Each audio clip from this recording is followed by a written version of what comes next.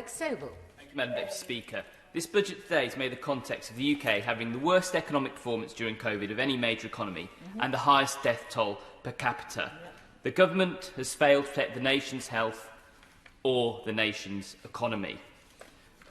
However, as the chair of the Net Zero Party group, I called for an infrastructure bank, and as a Leeds MP, I called for it to be in Leeds. So I'm pleased that one thing that I've lobbied for has come to fruition. However, my experience on the Environmental Audit Committee, looking at the performance of the Green Investment Bank after sold to Macquarie in 2017, means that I'll be scrutinising the detail of the bank's capitalisation, mission and governance very closely to ensure it supports net zero and biodiversity and isn't greenwash. Tourism supports 3.1 million jobs in the UK, and I'm pleased that the Chancellor has announced measures to support the tourism industry, including extension of furlough and the extension of the reduced rate of VAT. These will be of some comfort to the sector after months of uncertainty and last-minute announcements. But again, these announcements were made in the 11th hour, with the current measures running out in just a few weeks.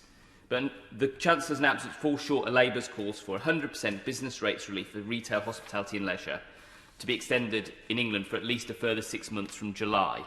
We need more support for our tourism sector than has been offered today. And while I'm trying to take the positives from the raft of measures today, the reality is many of the Chancellor's previous announcements, promises and funds have been sorely lacking, with money promised but never arriving. And I hope this budget doesn't repeat those mistakes. A glaring example is the Zoo Animals Fund. Only 5 million of the 100 million promised has been spent. It's hard to know whether this willful penny pinching or unbridled incompetence. Either way, it's meant that zoos have had to make painful cuts to operations, including conservation, education and research work, in order to prioritise animal welfare. This is putting the lives of our zoo animals at stake.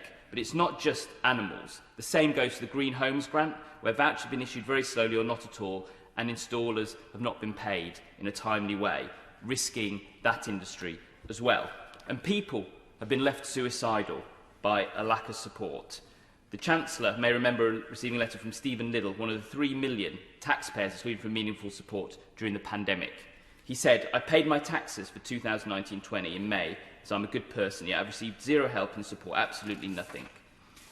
Will the support announced today reach Mr Liddle, as only 151,000 people out of 3 million excluded, according to the ONS, will receive any support? I hope so, and I'm sure we'll hear from Mr Liddle in due course. At a time of crisis, those in charge have a duty to act. They also have a duty to listen, to understand and admit when tack needs to change. And on some of these measures, that's what needs to happen.